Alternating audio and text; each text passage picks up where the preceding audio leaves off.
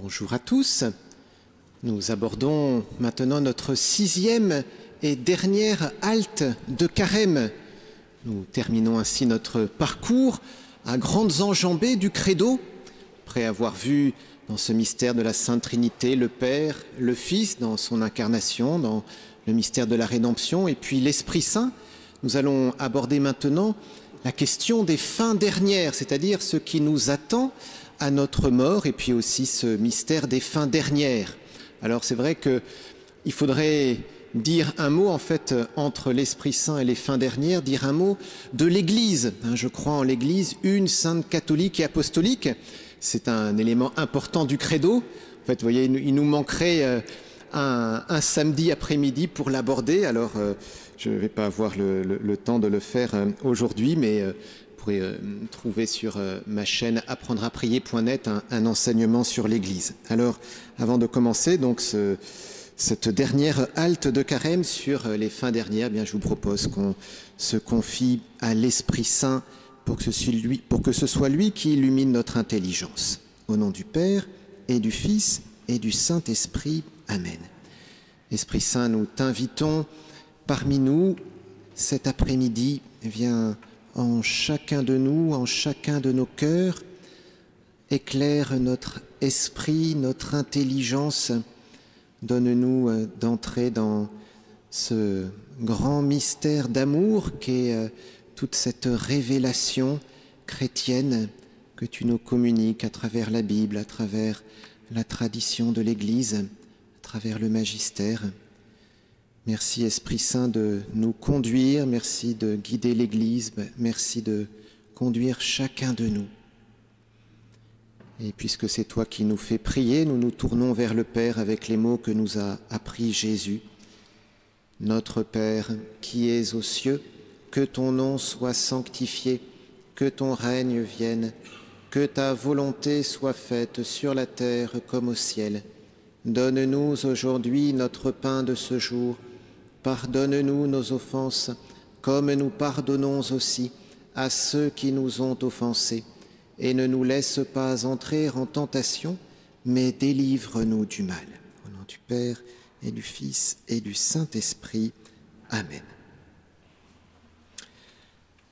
Alors, les fins dernières, ce qui nous attend à notre mort, ce qui nous attend à la fin des temps.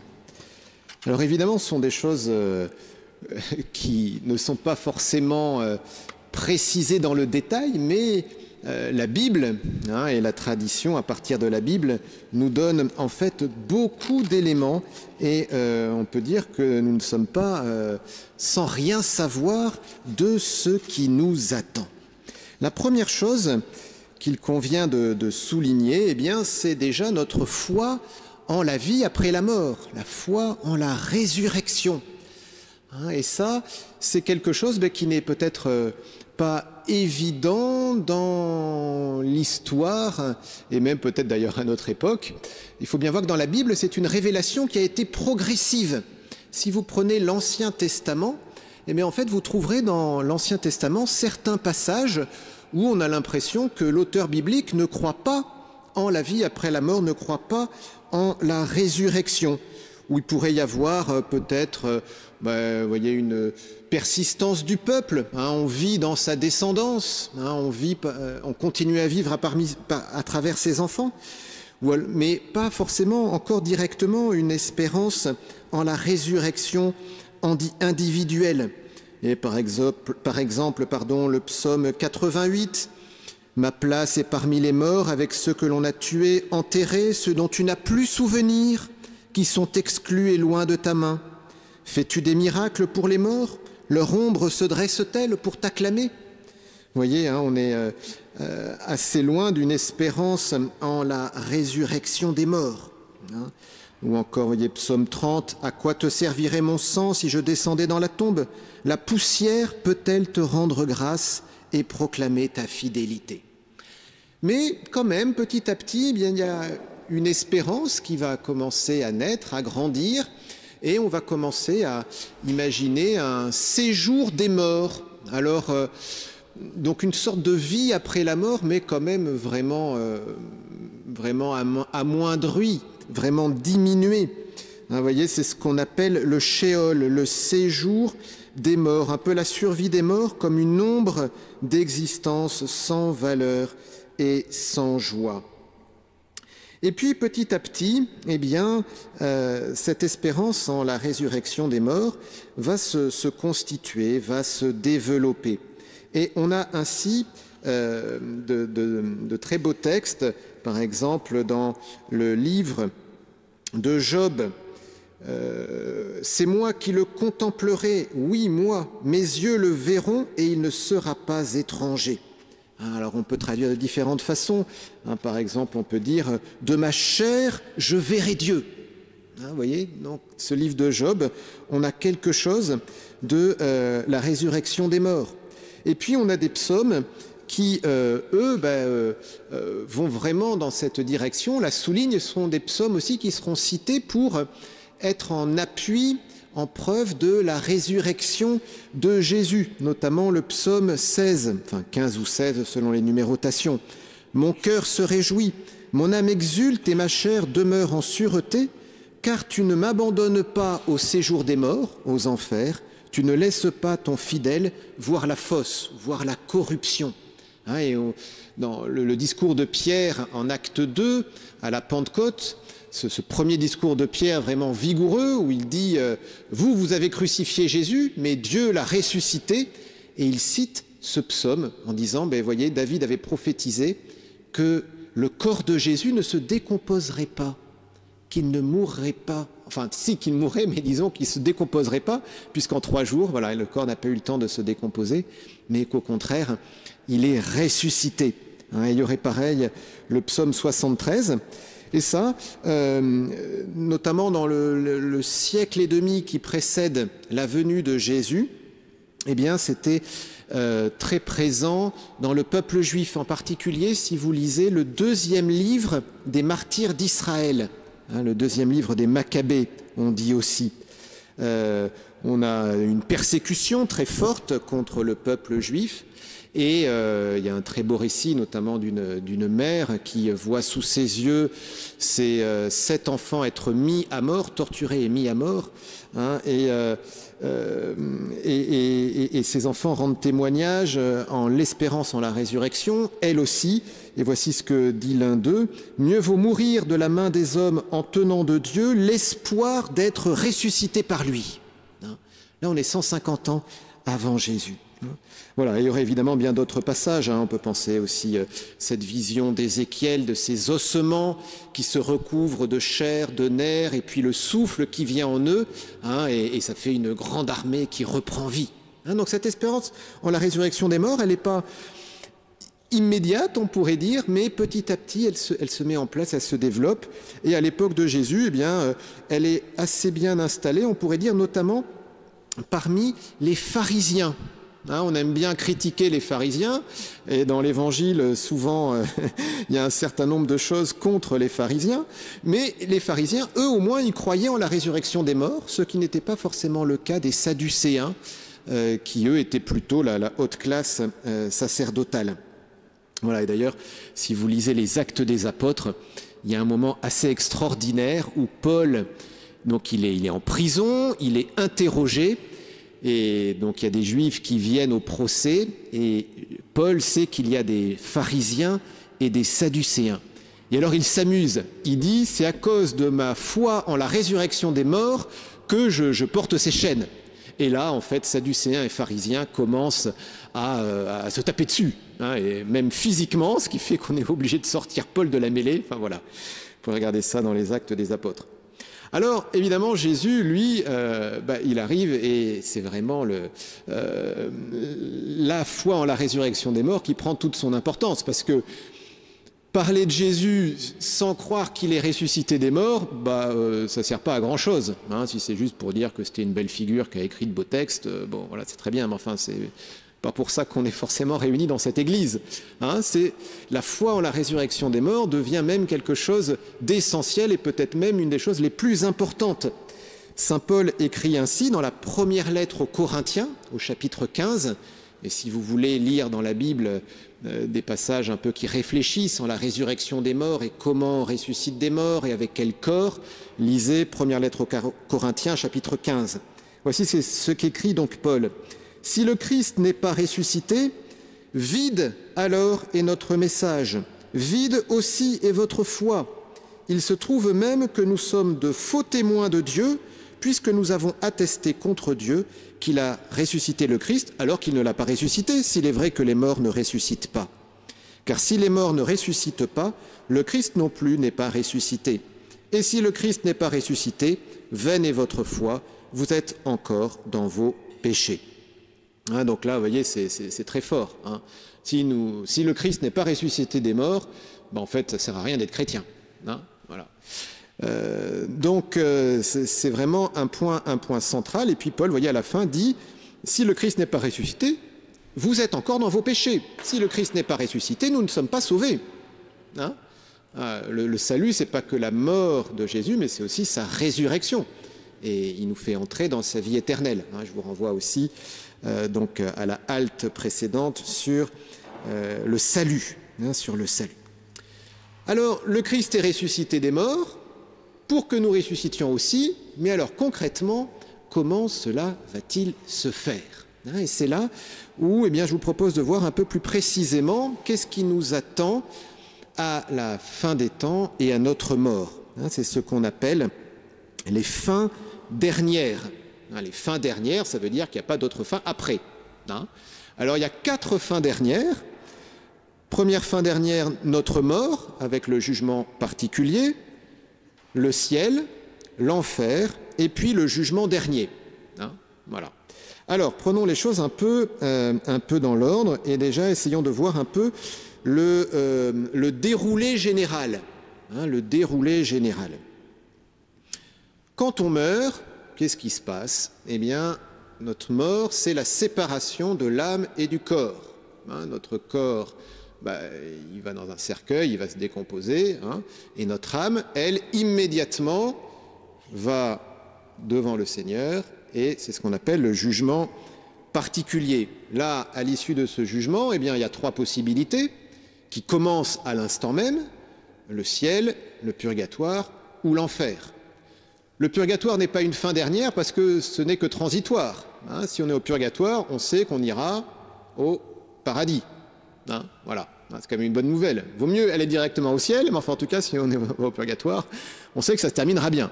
Voilà.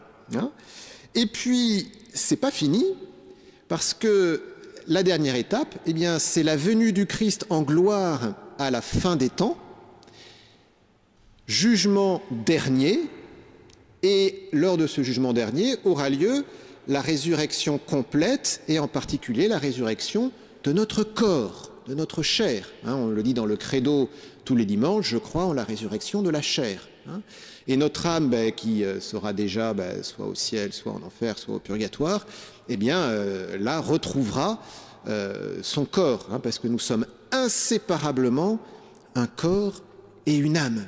On n'est pas juste un corps, nous ne sommes pas des animaux, nous ne sommes pas juste une âme, nous ne sommes pas des anges, nous sommes corps et âme, et les deux interagissent, et notre corps a vraiment sa valeur, et on peut dire que notre corps fait partie de notre personnalité, alors même si ce corps peut être abîmé, blessé, porteur de maladies, etc. Mais voilà, on va dire un mot aussi de cette résurrection de la chair, un peu plus dans le détail. Mais vous voyez, c'était pour donner un peu le panorama. La mort, séparation de l'âme et du corps, l'âme tout de suite, jugement particulier, paradis, purgatoire, enfer, et puis à la fin des temps, le Christ vient dans la gloire, et ça s'accompagne de la résurrection de la chair. Alors prenons un peu chaque étape. Alors la mort, séparation de l'âme et du corps. Alors il faut bien avoir en tête que la mort n'est pas voulue par Dieu. Dieu n'a pas fait la mort. C'est écrit noir sur blanc dans la Bible. Vous prenez par exemple le livre de la sagesse, chapitre 1, verset 13. Dieu n'a pas fait la mort, il ne se réjouit pas de voir mourir les êtres vivants.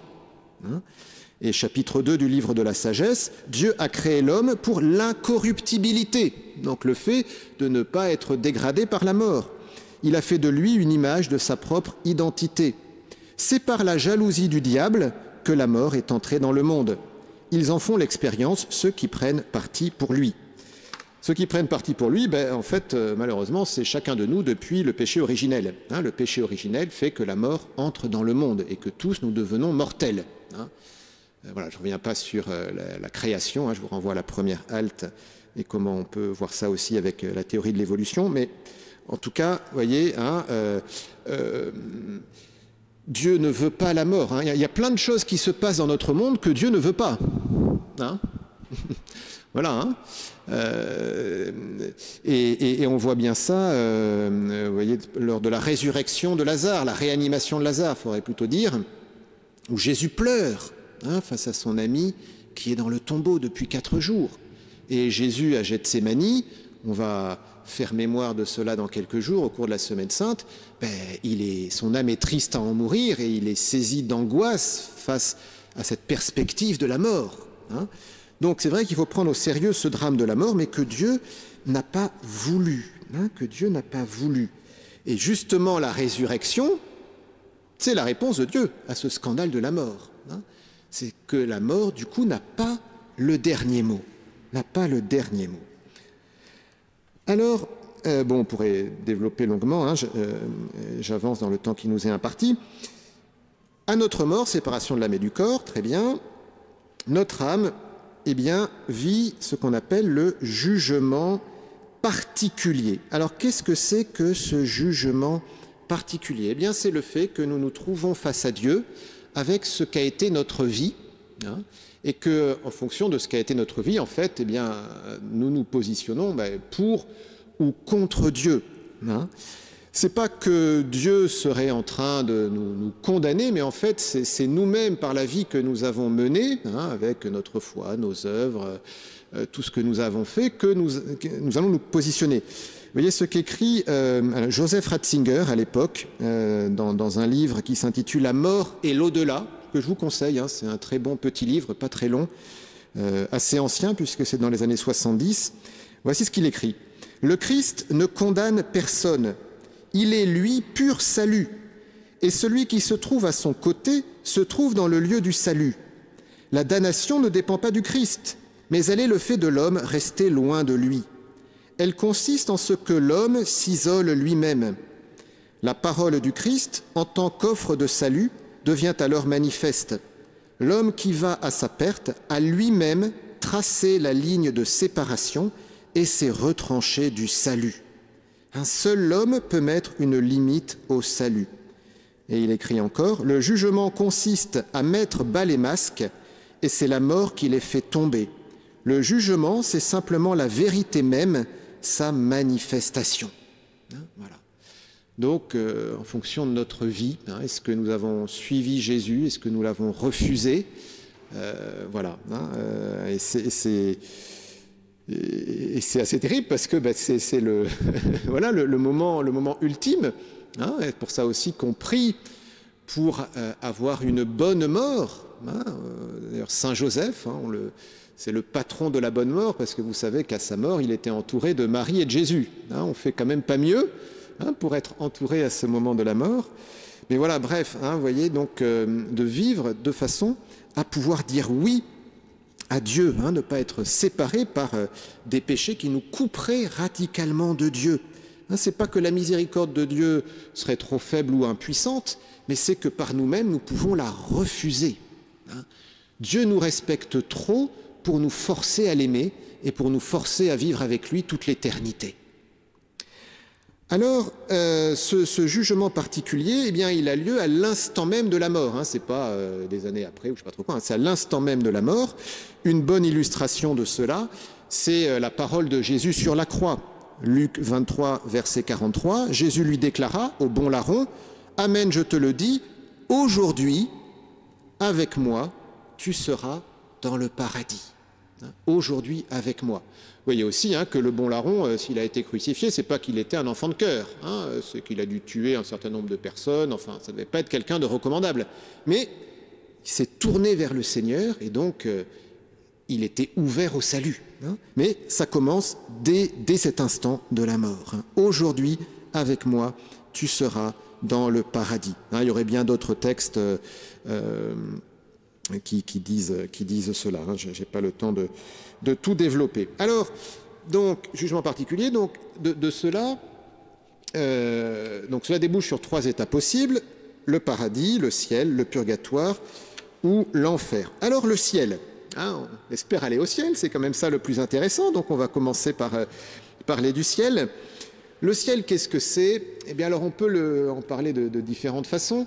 On dit que le ciel, c'est entrer dans la béatitude éternelle. Donc la béatitude, c'est le bonheur éternel. Hein, donc c'est un lieu de joie, un lieu de bonheur complet, un lieu où on va voir Dieu. Hein, le ciel, c'est là où on va voir Dieu. Et là aussi, on va l'aimer comme on l'a jamais aimé auparavant. Ce sera un lieu de louange aussi. Saint Augustin écrit ceci, ce sont les dernières lignes de la cité de Dieu. Au ciel, nous nous reposerons et nous verrons. Nous verrons et nous aimerons et nous louerons. C'est là ce qui sera à la fin sans fin. Nous nous reposerons, bon, ok, mais surtout nous verrons Dieu, nous aimerons et nous louerons le Seigneur. Nous louerons le Seigneur. En fait, voyez, on peut dire que le ciel, hein, disons que le ciel, il ne faut pas juste voir le ciel comme la terre un peu améliorée. Hein, c'est pas juste on aura un bon transat, plus personne sera malade et il y aura toujours du soleil et jamais de nuages. Hein. Voilà, non. Le ciel, le salut complet, c'est d'entrer dans la vie trinitaire. Hein. Le Verbe s'est fait chair, il est devenu homme, Jésus. Eh bien, c'est dans cette humanité de Jésus, c'est uni au Christ que nous serons dans le ciel. Hein. Lui qui est l'époux de l'Église. Donc nous, l'Église, nous sommes unis à lui. Aussi d'autres images, il est la tête du corps, et l'Église est le corps du Christ. Mais il y a vraiment cette unité avec Jésus. Donc c'est entrer dans la vie trinitaire, de recevoir cet amour du Père, de répondre à cet amour du Père comme en étant fils, hein, et puis de participer à cette vie de l'Esprit Saint, hein, qui procède du Père et du Fils. Vous voyez, hein, on est au-delà de un petit quelque chose un peu amélioré. Hein, on est vraiment dans quelque chose qui nous dépasse pleinement. Hein, et aussi un lieu où on n'est pas seul. Hein, parfois on dit, oui, mais moi je suis marié, est-ce que je vais retrouver mon époux, mon épouse au ciel? Bien sûr! Bien sûr, et on l'aimera comme on l'a jamais aimé, hein, parce qu'on l'aimera avec l'amour même du Christ, hein, et on l'aimera dans le Christ. Vous voyez, il ne faut pas se tromper hein, quand on lit ce passage, vous savez, c'est les Sadducéens, donc ceux qui ne croient pas en la résurrection, qui veulent piéger Jésus et qui lui racontent l'histoire d'une femme. Donc le mari meurt, et alors selon la loi de Moïse, c'est le frère qui doit épouser, etc. Puis les 7 frères vont l'épouser, elle va mourir. Enfin, tout le monde va mourir, et au ciel, de qui sera-t-elle l'épouse? Et Jésus dit, au ciel, on ne prend ni femme ni mari. Mais on ne prend ni femme ni mari, ça ne veut pas dire qu'on n'a plus ni femme ni mari. C'est-à-dire qu'en fait, il répond aux Sadducéens, mais arrêtez de penser le ciel comme un copier-coller de la terre, où de nouveau, on va se marier avec des gens, on va avoir des enfants. Enfin, vous voyez, c'était ça un peu leur conception, donc on n'est pas du tout là-dedans. Hein. Donc évidemment, il ne va pas y avoir des mariages, des fiançailles au ciel. Hein. C'est bon, ça c'est pour la terre, voilà. Ça va, mais on va évidemment retrouver tout ce qu'on aime, hein, et on les aimera infiniment plus qu'on a pu les aimer sur terre. Et même, il faut dire que l'amour de Dieu et l'amour du prochain qu'on aura au ciel, ils ne cesseront de grandir, parce que la vie de la Trinité, c'est une vie précisément, c'est dynamique, c'est toujours en croissance. Hein, donc le ciel, ça sera aussi une croissance sans fin. Hein. Voilà. Hein, alors après, chacun évidemment sera à son rang, hein, selon la gloire qu'il aura en fonction de comment il a correspondu à la grâce du Seigneur. Mais il n'y a pas de jaloux au ciel, parce que tout est à tous. Tout est à tous. C'est pour ça qu'il faut qu'on prie les uns pour les autres et qu'on prie pour que les autres aient une grande sainteté, parce qu'au ciel, on va profiter de la sainteté des uns et des autres. Tout est à tous. Et d'ailleurs, il ne faut pas attendre le ciel, ça commence déjà maintenant. Hein, c'est même écrit dans Saint Paul, hein, que Paul est à vous, enfin, le ciel est à vous, les puissances sont à vous, tout est à vous, et vous êtes au Christ, et le Christ est à Dieu. Hein. tout est à tous. Dans la communion des saints, toutes les grâces qu'une personne peut avoir sont pour l'Église entière. Alors ne soyons vraiment pas dans la jalousie, mais au contraire, réjouissons-nous les uns les autres des grâces que les autres ont, parce que ça nous appartient. Et même le Christ nous appartient. Nous allons entrer dans cette passion de Jésus le vendredi saint, jeudi saint, vendredi saint. Mais tous les mérites de Jésus dans sa passion nous sont donnés. La meilleure preuve, c'est quand nous communions, Jésus se fait même notre nourriture. Il se donne à nous complètement. Donc nous avons tout, il ne nous manque rien. Alors ça, c'est le paradis. Si nous avons choisi le Seigneur en fonction de notre vie, mais qu'il reste encore un peu d'ajustement à faire, eh bien, il y a ce qu'on appelle le purgatoire. Alors le purgatoire, c'est quelque chose, c'est pas une invention comme ça du Moyen-Âge ou je sais pas trop quoi, vous avez déjà des choses dans la Bible qui nous parlent de cela. En particulier, voyez par exemple la première lettre aux Corinthiens, chapitre 3, verset 15, où Paul parle de personnes qui sont sauvées, mais comme à travers le feu. Il y a un salut, mais il faut passer par le feu, donc passer par une purification. La première lettre de Pierre, chapitre 1, on a un peu aussi cette idée-là. Ces souffrances vérifieront la valeur de votre foi qui a bien plus de prix que l'or. Cet or voué à disparaître est pourtant vérifié par le feu. Donc il y a cette purification par le feu qui évidemment est appelée à commencer dès cette terre. Mais voilà, donc un salut, mais si on n'est pas prêt, il y a cette purification. Et ça, en fait, c'était déjà présent chez les Juifs, avant Jésus. C'est même pas une invention du christianisme, vous voyez. Vous prenez le deuxième livre des Maccabées, au chapitre 12, verset 46. Voilà pourquoi Judas Maccabée fit faire ce sacrifice expiatoire pour les morts, afin qu'ils fussent délivrés de leurs péchés. Donc, Judas Maccabée, chef des Juifs, 150 ans avant Jésus, fait des sacrifices pour que le péché des défunts soit expié. Quand nous faisons célébrer une messe pour nos défunts, nous ne faisons pas autre chose. Sauf que là, ce n'est pas du sang de bouc ou de taureau, c'est le sang de Jésus que nous appelons, parce qu'il n'y a que le sang de Jésus qui sauve, évidemment. Voyez, vous avez aussi, par exemple, la passion de Sainte Perpétue, Perpétue et Félicité. Elle a une vision de son petit frère qui est au purgatoire et qu'elle voit souffrir. Et donc, elle prie pour lui. Pareil, vous avez donc, là on rentre avec les pères de l'Église, Origène, qui est né en 185, qui parle de ce salut à travers le feu. Voilà, donc c'est quelque chose vous voyez, même avant Jésus, cette idée que après la mort, si on n'est pas prêt, mais qu'on est quand même orienté vers Dieu, eh bien, on porte le poids de nos péchés, des conséquences de nos péchés, et il faut purifier tout cela, et qu'on peut aussi prier pour nos défunts pour que cette purification soit accélérée. Donc, purgatoire, qui n'est qu'un état transitoire, parce que ça termine au paradis, au ciel. Autre fin dernière, bien c'est l'enfer. Alors là, l'enfer, les fondements scripturaires, ils sont abondants. Voilà, il y en a des dizaines et des dizaines. Par exemple, Matthieu 25, « Allez loin de moi, maudit, dans le feu éternel qui a été préparé pour le diable et ses anges. » Feu éternel. Parce que, évidemment, là, le paradis comme l'enfer, c'est pour toujours. Pour toujours. Voilà, deuxième épître aux Thessaloniciens, chapitre 1, verset 9. « Ceux-là seront châtiés d'une perte éternelle, éloignés de la face du Seigneur et de la gloire de sa force. » Voilà, bon, et puis d'autres passages, Apocalypse 14, 2 Corinthiens 5, et puis plein d'autres passages dans les évangiles.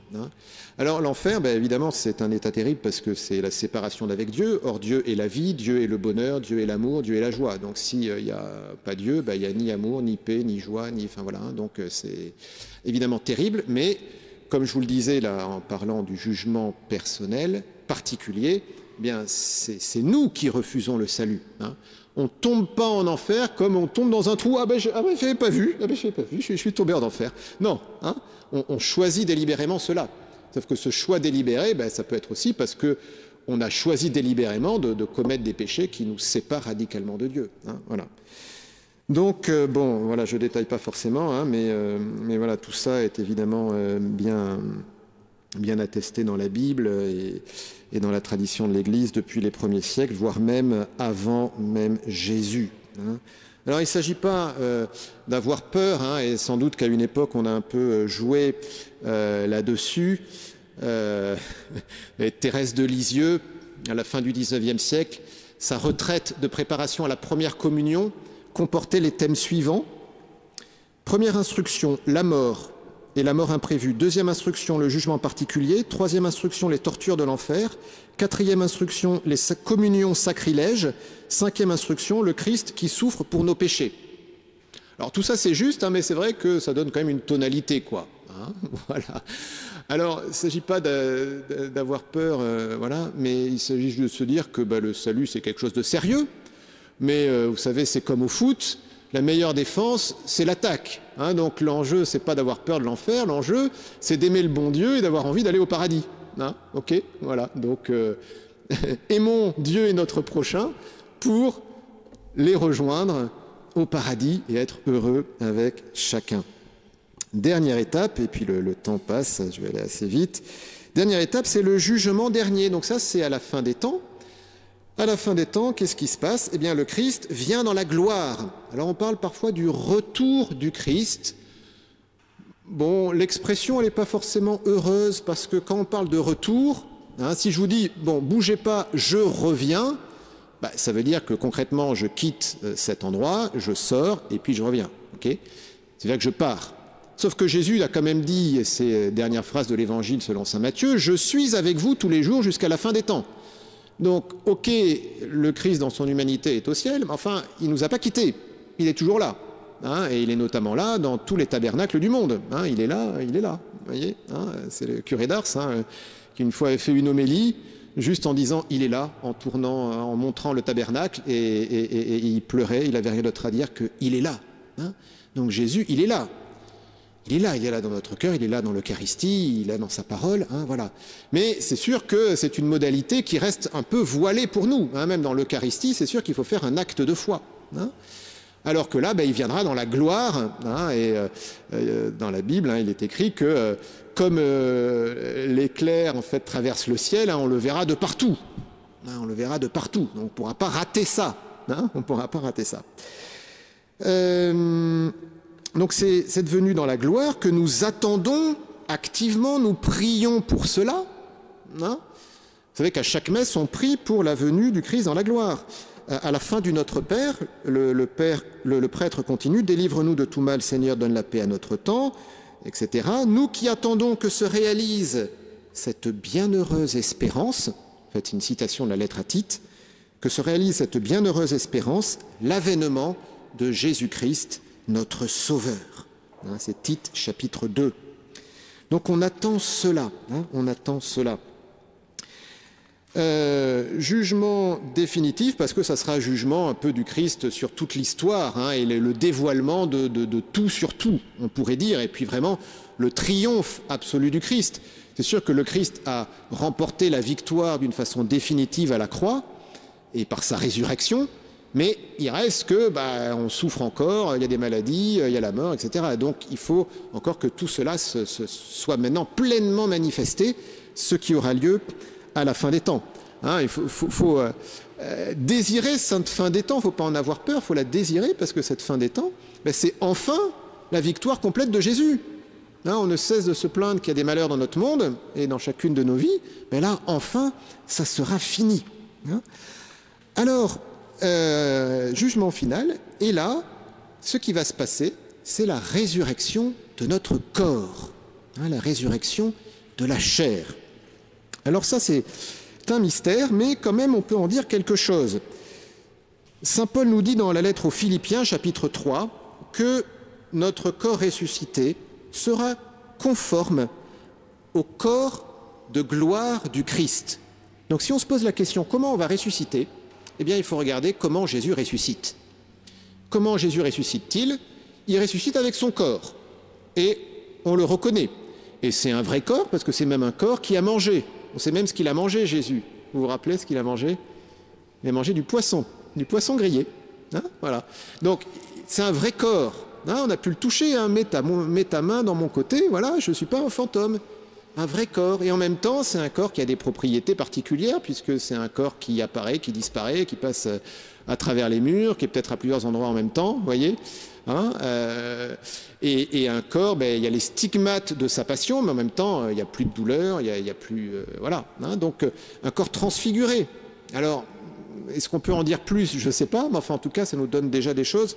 Ça nous donne déjà, vous voyez, cette importance pour notre corps, qui même s'il peut être blessé, abîmé, ben, fait quand même partie de nous, et que Jésus veut honorer. Hein, il ressuscite avec son corps, Jésus, et notre corps aussi va ressusciter, et ce corps, eh bien, il va être glorieux. Il va être glorieux. Voilà. Ça, je vous renvoie, première lettre aux Corinthiens, chapitre 15, où Paul écrit ainsi. « Mais dira-t-on, comment les morts ressuscitent-ils? Avec quel corps reviennent-ils? Insensé, ce que tu sèmes, toi, ne reprend vie s'il ne meurt. Et ce que tu sèmes, ce n'est pas le corps à venir, mais un grain tout nu. On sème de la corruption, il ressuscite de l'incorruption. Les morts ressusciteront incorruptibles. Il faut en effet que cet être corruptible revête l'incorruptibilité, que cet être mortel revête l'immortalité. » Là, l'image que prend Paul, c'est une semence. Vous voyez, vous prenez un grain de blé, ben, le grain de blé, vous le mettez dans la terre, il meurt pour donner l'épi. L'épi n'est pas autre chose que le grain qui s'est transformé. Et pourtant, extérieurement, c'est quand même un peu différent. Vous voyez, donc, ressemblance, différence, voilà. Hein, on verra bien au ciel à quoi ça va ressembler, mais en tout cas, ça sera beau. Dernier mot, et puis je vais m'arrêter là-dessus, dernier point. Eh bien, c'est qu'il ne faut pas oublier que nous sommes déjà ressuscités. Nous sommes déjà ressuscités parce qu'en fait, il y a deux morts. Il y a la mort physique et puis la mort de l'âme. La mort de l'âme ben, qui aboutit à l'enfer, ok, mais cette mort de l'âme, c'est la mort du péché, de l'éloignement de Dieu. Et en fait, le fait de choisir Jésus, d'être baptisé, d'accueillir ce salut gratuitement, ben, fait qu'on commence déjà la vie éternelle. Hein, on a déjà choisi le paradis, on pourrait dire, hein, on a déjà reçu ce paradis en héritage. Tout l'enjeu, ben, c'est de vivre de ce paradis tout au long de notre vie, hein, tout au long de notre vie, pour que la mort physique ben, ne soit qu'un passage vers cette vie éternelle, cette vie du paradis, hein, ce qui permet à Thérèse de Lisieux de dire « Je ne meurs pas, j'entre dans la vie hein ».